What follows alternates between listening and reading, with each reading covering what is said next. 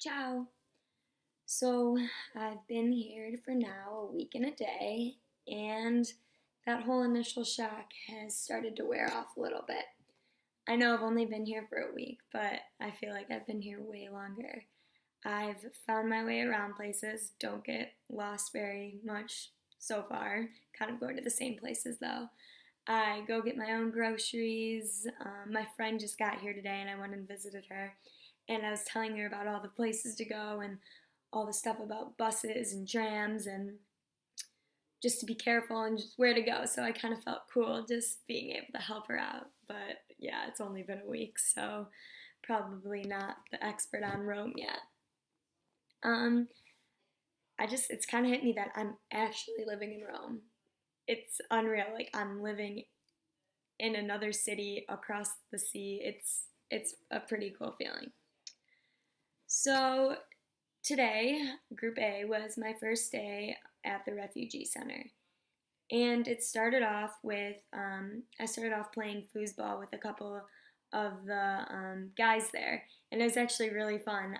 Trevor came with me, and we were playing them, and they're really good, and I'm terrible, but I don't know it they were just so happy and nice and welcoming. And I was actually really surprised by how comfortable they were with us and not reserved at all. They would give us high fives, hugs, and really encouraging actually. They accepted me even though I was terrible and just kept wanting me on their team. And it was just a great feeling. They were just so happy and always smiling, which I wasn't exactly expecting. So that was really nice to see at first.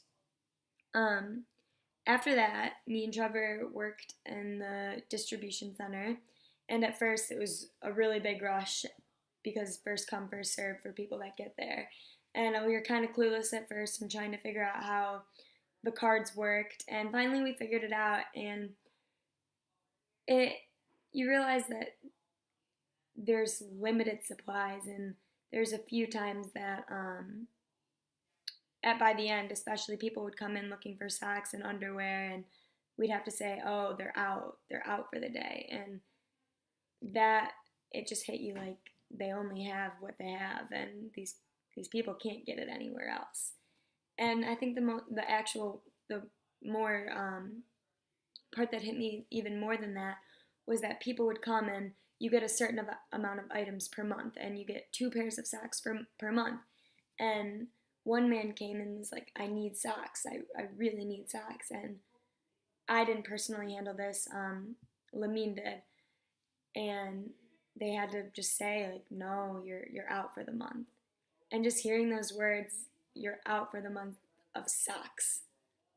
Like, you need those. They're wearing gym shoes. They're thin. They get holes in them. They're gross. And you're out. You get two per month. Make them last. And that hits you very hard. I don't have the heart for that. It killed me seeing him be turned on like that. So I think that was something that really hit home. Both me and Trevor, we looked at each other like, wow, like no socks for you because you've already gotten your share.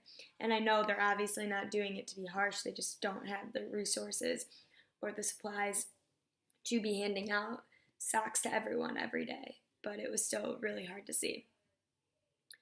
Um, After that, I just hung around outside and played checkers with Shuri, who was awesome, and it was a great day to be there. At the time the 3 hours flew by, I would love to even be there more. I really enjoyed it. So moving on to the next, how I've learned more about the life of refugees is that they're lonely. It's such a hard life. They don't have the resources, they don't have the supplies, and they manage with what they have. But what I really took from this is how incredible it is with how strong and positive they still are. Besides for working at the distribution center and seeing some of the refugees come and get frustrated with not being able to get stuff they want, all the other people I talked to and associated with just smiled back at me. Like I would smile back at them, try to have conversations, they would have conversations back. And I don't know that I personally could do that going with what they've gone through. They made me smile, and like I should be the ones making them smile, and they were able to make me smile. Sharif, who I talked about earlier, I sat with him for a long while today. Even at the beginning and at the end. And many times he kept calling me his good friend. I don't remember the words in Italian, but he translated it to my good friend. And he repeated that so many times while taking my hand and shaking it. And that just made me feel welcome and comforting and warmth. And he barely spoke any English, like I said.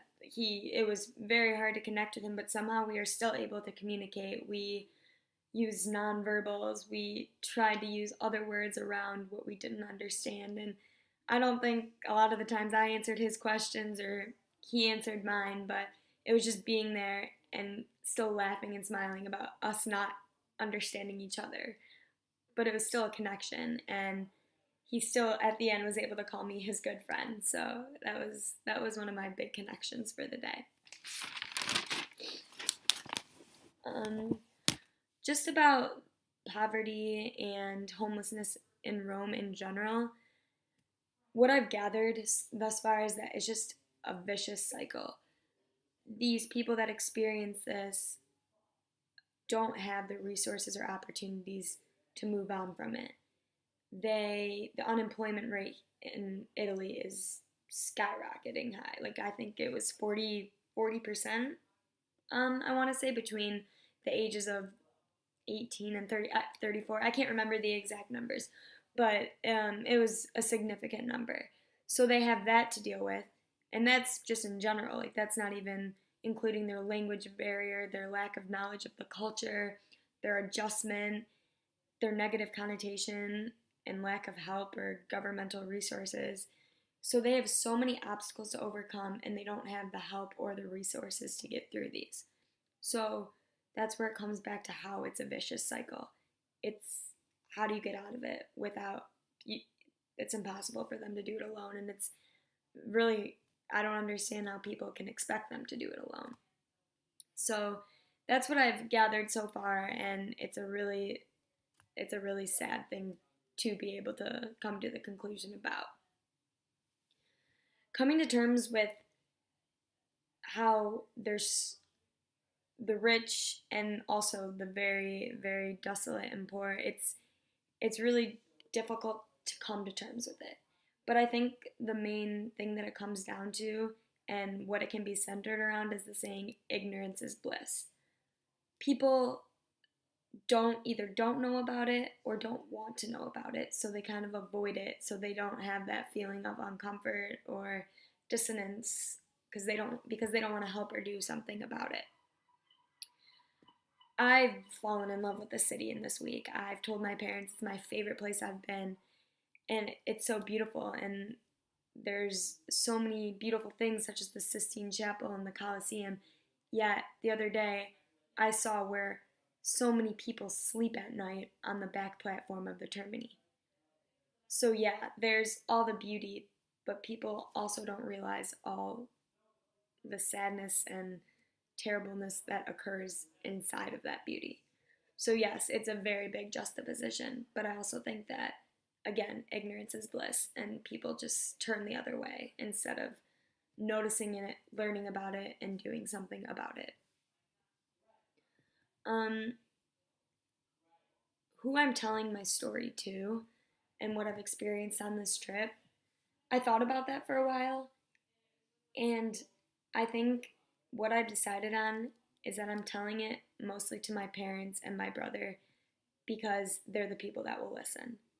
It's very, very hard to get people to listen, give you their full attention, actually encode what you're saying, and have a reaction to it. I know for a fact that my parents and my brother listen, and they care. They're interested in what I do. I've already told them some of what I'm doing, and they think it's so cool. And not just cool, but so life-changing and just amazing that we're not on this program just for ourselves. We're doing something positive about it. So that's who I'm telling my story to, because I think you reach people person by person, and it has to start somewhere. So if you inform people and educate people person by person, you have the hopes that it'll spread. Next, sorry, I'm just looking at the next. So, what I've discovered thus far about the world is that there are so many people that don't deserve to be in the situations they're in. Just from being in the refugee center this one day, I've met so many fun and positive and smiling and friendly people that don't deserve the treatment they get, don't deserve the poor conditions they get, but they are living in them anyways. As eye-opening and sad as the refugee center being there makes me to realize all of this actually occurs, it also makes me so happy that I get to be a part of it and get to be there with these people. What I've realized is that they actually appreciate life. They appreciate just being alive and being present instead of worrying about materialism or what so many people in our society are caught up in. It's mostly that they just remind me of what's important in life, and that's just being able to wake up every day and say you're alive. And that's something that reminds me of my family and what they've taught me. They're all about those living life to the fullest and just being blessed and fortunate for what we have. Like my dad says, he says this all the time, you can have all the money in the world and still not be happy because money doesn't buy happiness. And I think that's really apparent with the refugees in the center that I've connected with today. They don't have the resources or the fortunate things that a lot of us are able to have, yet they're still able to wake up every day and smile and be present, as hard as it is for them. And about myself, what I've learned so far in the first 2 weeks is that just being present and being there, I can make a difference and I can make an impact in somebody's day. I can go to the center, not bring anything but myself, and have these people smile and just be there for them to connect and communicate and just be someone that listens. And I think that's something really important that a lot of people don't realize. You don't have to give money, you don't have to give socks or underwear, even though that would be nice. You just have to give your time to them. That's all a lot of them want, is to just have people that listen and communicate with them. And I think that's something I've learned about myself, is that you can't make the biggest difference in the world in one day, but you can start step by step by getting involved and just being there. And I'm so happy to be a part of this opportunity, and I'm so happy that I got to go there this morning because it really is eye-opening, but it's also having a really positive impact on myself, and I think I'm really growing from this experience of working with a group of people that I've never had the opportunity to associate myself with. So that's where I am, a week and a day in Rome, and I'm absolutely loving it. So that's all. Ciao!